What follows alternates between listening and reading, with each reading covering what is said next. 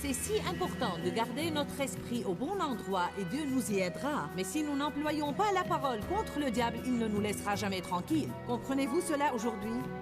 Restez avec nous, donc jouissez de votre jour.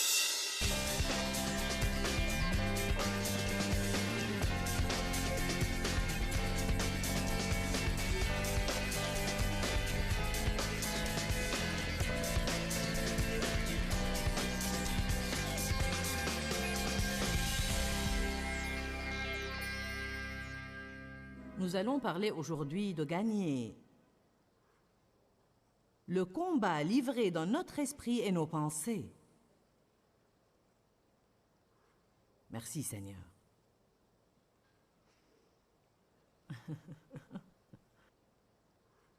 Quelqu'un là-bas derrière est content. Y a-t-il quelqu'un ici qui a jamais été assailli dans ses pensées? Qu'êtes-vous censé faire quand ces attaques frappent et cognent et martèlent implacablement contre votre esprit? Vous ne voulez pas de ces pensées. Romains 13, 14, dans la Bible amplifiée, dit « Mais revêtez le Seigneur Jésus-Christ et ne vous abandonnez pas aux préoccupations de la chair. » Et en fait, la Bible amplifiée ajoute entre parenthèses « Arrêtez de penser aux vils appétits pernicieux de votre nature physique charnelle pour en satisfaire les envies et les convoitises. »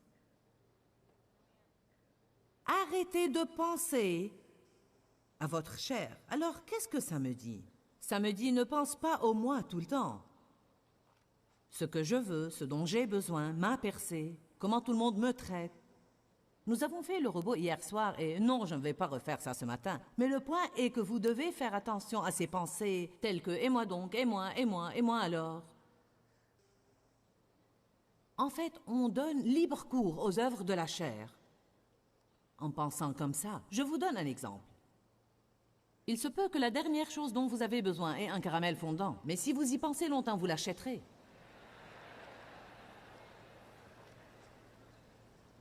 Peut-être voulez-vous marcher selon l'amour avec quelqu'un qui vous a vexé, mais si vous passez votre temps à ressasser tout ce qu'ils vous ont fait, la prochaine fois que vous les voyez, vous ne pourrez pas bien les recevoir. Car là où cheminent vos pensées, là aussi vous suivrez. Nos pensées nous préparent à l'action. Ainsi, ce verset nous dit « Arrêtez de penser à la chair ». C'est une bonne consigne, mais comment est-ce que je fais ça? Quand j'ai des idées sur lesquelles j'ai intérêt à ne pas m'attarder, mais ces pensées ne semblent pas vouloir partir, qu'est-ce que je suis supposé faire à leur sujet? Est-ce une question à laquelle quelqu'un ici serait intéressé? Bien. Je vais vous parler aujourd'hui de plusieurs façons pour arrêter de penser les mauvaises choses et commencer à penser les bonnes choses. Tout d'abord, numéro 1, quand Dieu vous rend conscient que vous entretenez une mauvaise pensée, arrêtez de méditer sur la mauvaise pensée, mais remplacez-la par quelque chose de bon. Si vous êtes sot, le diable va vous tromper et vous exploiter. C'est pourquoi parfois quand vous conduisez sur la route, c'est juste comme... Des idées des plus étranges vous viennent à l'esprit. Des choses même pas sensées. C'est comme, mais d'où est-ce que ça vient? C'est parce que l'esprit est le champ de bataille et nous sommes en guerre. Satan veut nous dominer et il ne peut pas le faire s'il ne contrôle pas nos esprits. Parce que votre esprit, les pensées que vous avez et mon esprit nous préparent à l'action.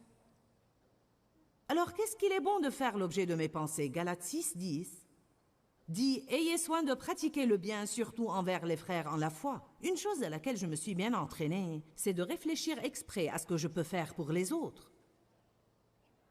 C'est bien, surtout quand vous faites ça tôt le matin, demandez à Dieu « Que pourrais-je faire aujourd'hui pour être une bénédiction pour quelqu'un ?» À quel point pensez-vous que votre mariage peut changer si vous ne passez que 2 minutes chaque matin à considérer comment vous pouvez être une bénédiction à votre conjoint, non pas comment ils peuvent vous bénir? Et à quel point vous êtes exaspéré qu'il ne vous bénisse pas. Imaginez, vous vous réveillez le matin. Seigneur, comment est-ce que je peux être une bénédiction pour Dave aujourd'hui? Peut-être que Dieu me dirait, ne te plains pas quand il regarde le foot.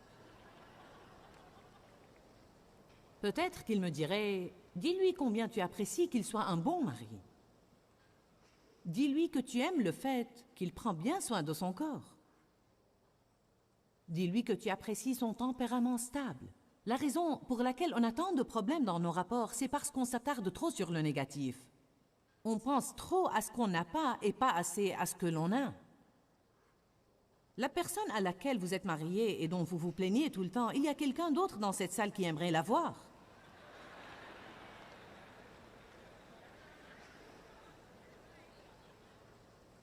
Ah, ça, je n'en suis pas sûre.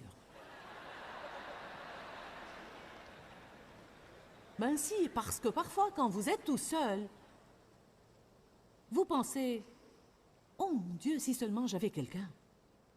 Quelqu'un pour m'étreindre et qui me tienne compagnie. Peut-être que vous n'y pensez pas, mais je suis sûre qu'il y a des gens ici qui ne sont pas mariés et qui voudraient l'être, et d'autres qui sont mariés et s'en plaignent. Mais on a ces dispositions incorrectes et ces attitudes inconvenantes qui nous font regarder des personnes d'une manière impropre. Et je peux vous dire quelque chose, la pelouse n'est pas plus verte de l'autre côté et vous allez devoir la tondre aussi.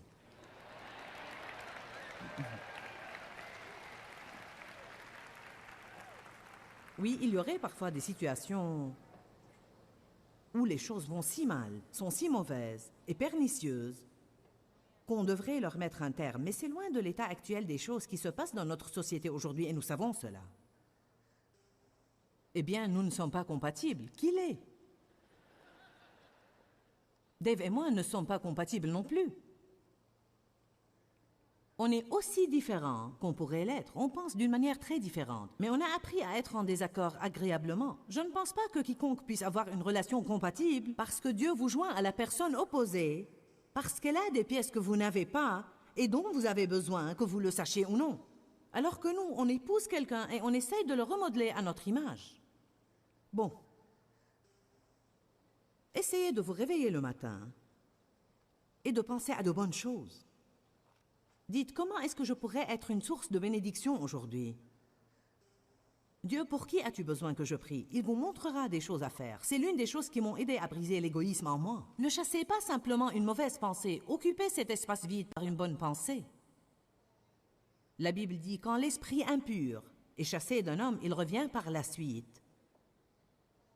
Parce que c'était sa maison pendant très longtemps. Ainsi, si vous renversez une mauvaise tendance et vous ne la remplacez pas par quelque chose de bon, la mauvaise pensée qui est suscitée par cette force démoniaque va revenir et si elle trouve votre tête vide, elle en apportera 7 autres plus mauvaises qu'elle et le dernier état de cette personne devient pire que le premier. Quelle serait une autre manière d'arrêter les mauvaises pensées? La première manière est de chasser la mauvaise pensée et commencer à penser à quelque chose de bon. La deuxième chose qu'on doit faire est d'interrompre les mensonges de Satan en lui répondant. Vous n'allez jamais marcher dans la victoire si vous n'apprenez pas à riposter au diable. Dans le chapitre 4 de Luc, Satan s'est adressé à Jésus et Jésus lui a répondu, « Il est écrit » et il lui citait une écriture. Vous êtes en train d'apprendre la parole ici. Et si vous n'utilisez pas cette épée à 2 tranchants de votre propre bouche, personne ne peut vraiment vous aider. Il ne s'agit pas ici de ce que vous entendez et savez, mais de ce que vous en faites chez vous. Je ne vous promets pas que le diable ne vous attaquera pas. Il pourrait vous attaquer avant que vous arriviez chez vous. Si vous avez assisté à toutes ces sessions, vous serez probablement fatigué. Et parfois, quand vous êtes fatigué, c'est un temps propice que Satan choisit pour essayer de vous abuser. Le mieux que vous puissiez faire en rentrant chez vous, c'est méditer sur la parole, murmurer la parole, chanter la parole. Dites au diable de se taire. Faites-le juste comme ça. Diable, tais-toi. Très simple. Diable, tais-toi, tu es un menteur. Parce que vous pourriez entendre, je ne sais pas si ça valait la peine, maintenant je suis épuisé. Et je dois encore rentrer et faire tout ce travail. Je ne sais pas. Dites, diable, tais-toi, je suis content d'y être allé, je suis rempli de la parole. Et oui, ça va définitivement me profiter.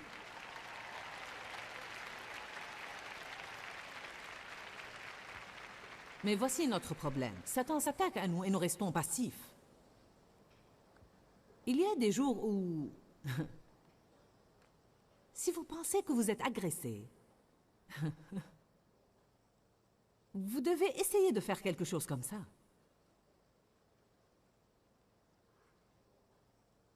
Il y a des jours où je dois citer la parole toute la journée. Et parfois, franchement, c'est fatigant. Des fois, je pense, je ne veux plus lutter, ni me battre contre le diable. On en devient là parfois. Et alors, Dieu doit me rappeler, tu es en guerre. C'est la guerre. Nous sommes des soldats dans l'armée de Dieu. Et la Bible dit dans 2 Timothée qu'on n'a pas à s'embarrasser de toutes les affaires de la vie civile. Ça veut dire qu'on n'a pas à nous soucier d'un tas de trucs mondains. Je n'ai pas à essayer de découvrir toutes les choses de ce monde. Ça ne doit pas me tracasser, je n'ai pas à m'en inquiéter. Je dois être disponible pour que Dieu se serve de moi. C'est si important de garder notre esprit au bon endroit et Dieu nous y aidera. Mais si nous n'employons pas la parole contre le diable, il ne nous laissera jamais tranquilles. Comprenez-vous cela aujourd'hui? Vous devez proclamer la parole de votre propre bouche. Vous devez répondre au diable. Je crois que c'est un livre que je devrais écrire. Répondez au diable.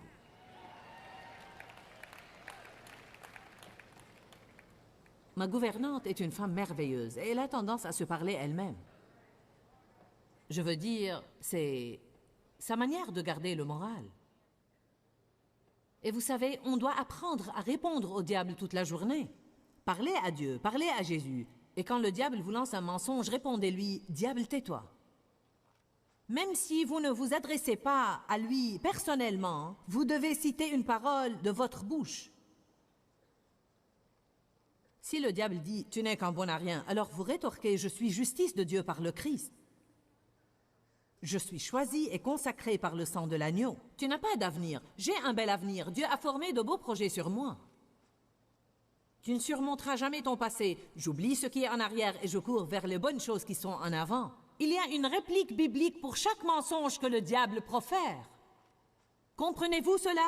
Il existe une réponse biblique pour tout mensonge que le diable vous lance. Pour chaque mensonge que Satan vous dit, il y a une écriture dans la parole de Dieu pour la réfuter. Et tes enfants n'y arriveront pas. Tous mes enfants sont bénis du Seigneur. Tu n'auras jamais assez d'argent. Tout travail de mes mains prospère et tout ce que j'entreprends me réussit. Tu ne pourras jamais te permettre une belle maison. Oh que si, la fortune du pécheur est mise en réserve pour le juste et c'est moi.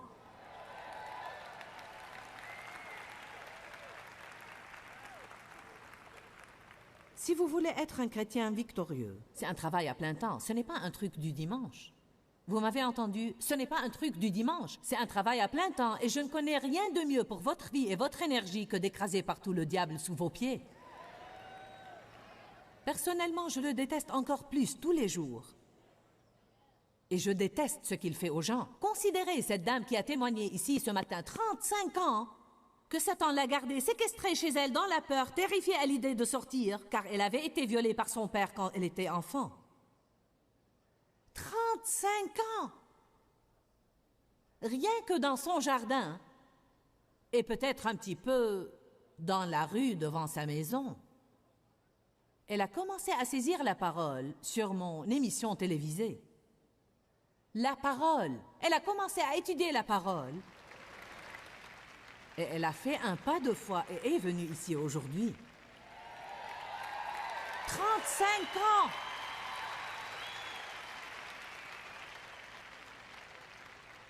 Alors, est-ce que ça veut dire que Satan ne va plus jamais l'agresser et qu'il n'essaiera pas de lui mentir quand elle rentrera chez elle? Elle pourrait avoir des raisonnements. Voyez, on ne l'a pas compris. On ne se rend pas compte que beaucoup de nos pensées sont incitées par des démons. On pense que c'est moi. Mon Dieu, qu'est-ce qui ne va pas avec moi? Mais elle apprend quelque chose ici, et c'est un grand principe qu'il faut approfondir. Car quand elle ira chez elle, et le diable lui dira Oh, tu as peur de faire ça. Oh, tu as peur de faire ça. Ah, tu ne peux pas faire ça. Elle pourra dire, diable, tais-toi, je ne vivrai plus dans la peur. Ce n'est pas un esprit de peur que Dieu m'a donné, mais un esprit de force, d'amour et de sagesse, et je ferai tout ce que je veux et quand je veux. Allez. Vous avez intérêt à riposter. C'est la deuxième chose que vous devez faire si vous voulez arrêter de penser à la chair, et c'est répondez. Allez à Romains 4.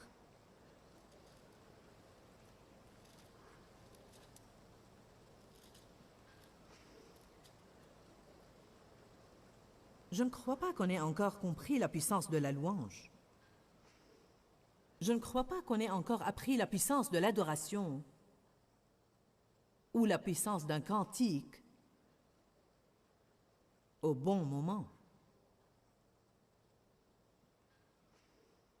Romains 4, 18. Espérant contre toute espérance humaine, Abraham crut et devint ainsi le père d'un grand nombre de nations selon ce que le Père lui avait promis. Qu'est-ce qui se produit quand vous avez une promesse de Dieu? Quand vous sentez que Dieu vous a dit quelque chose et que vous attendez et vous espérez et vous attendez et vous attendez et des années s'écoulent et le doute et l'incrédulité assaillent votre esprit et le diable dit « Tu ne l'auras jamais, tu ne l'auras jamais, tu ne l'auras jamais » et vos circonstances paraissent si sombres, si tristes que vous n'avez absolument rien dans le naturel qui vous porte à espérer.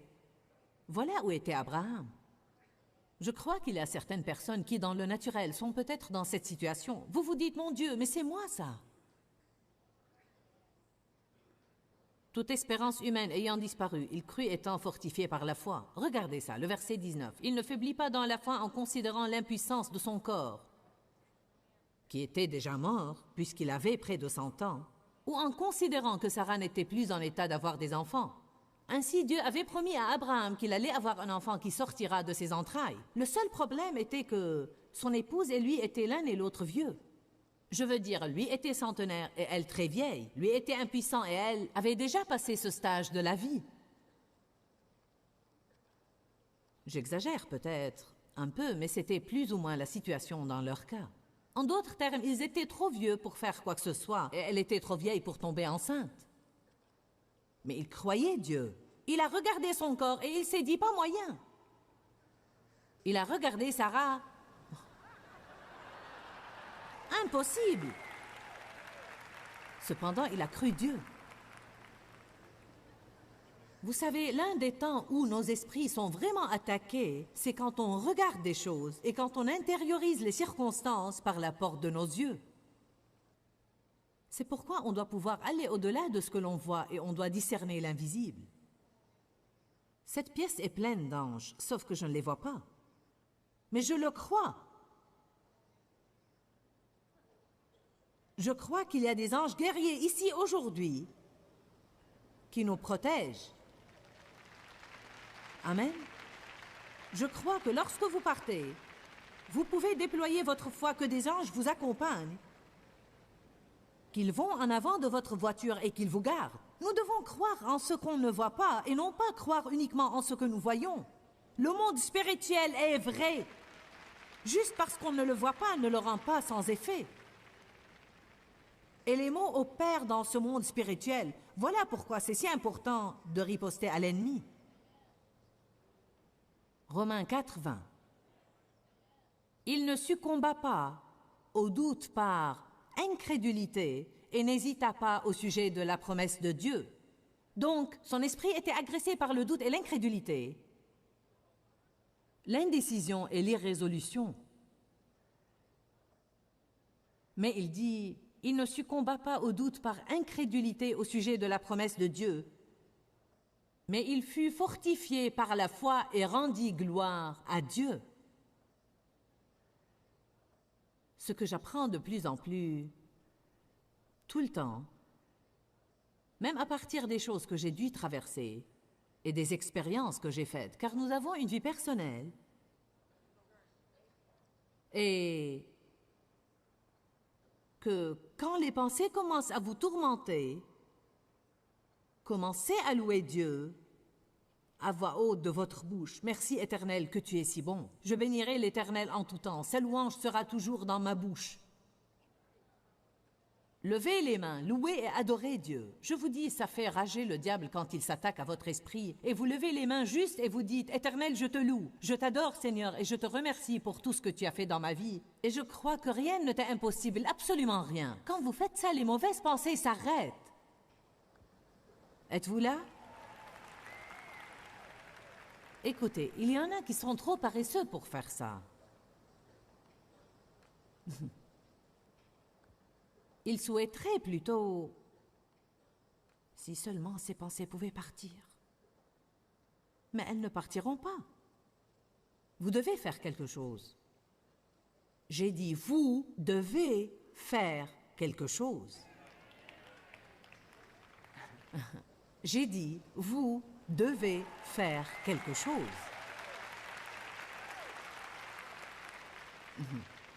Ça prend quelque temps pour que ça soit reçu. C'est comme...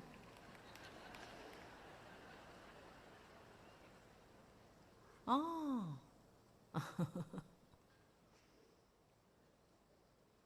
Je vais devoir faire quelque chose. Non seulement vous allez devoir faire quelque chose, mais vous allez devoir le faire encore et encore et encore et encore et encore, jusqu'à ce que vous formiez de nouvelles habitudes et jusqu'à ce que vous mettiez le diable à sa place. Quand Jésus était tenté par le diable dans le désert, Satan ne s'est pas attaqué à lui une fois, mais 4 fois. Et 4 fois, Jésus a dû dire, il est écrit. Et alors, la Bible dit que Satan, ayant épuisé ce cycle de tentation, s'est éloigné de lui pour attendre un moment favorable.